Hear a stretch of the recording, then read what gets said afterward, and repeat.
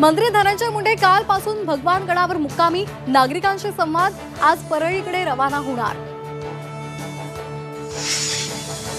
सुदर्शन घुलेला आज पुन्हा न्यायालयामध्ये हजर करणार। घुलेची 5 दिवसांची सीआयडी कोठडी आज संपली।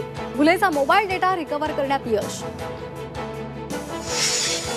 एकनाथ शिंदे पुन्हा महाविकास आघाडीला धक्का देण्याच्या तयारीत। महाविकास आघाडीचे 6 नेते शिवसेनेच्या संपर्कात असल्याची सूत्रांची माहिती।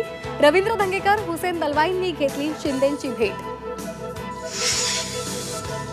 महायुतीच्या सत्तेमध्ये एकनाथ शिंदेंचा सिंहाचा वाटा। मंत्री भरत गोगावले यांच्या विधानामुळे महायुतीत वाद होण्याची चिन्ह। संसदेचं अर्थसंकल्पीय अधिवेशन आजपासून।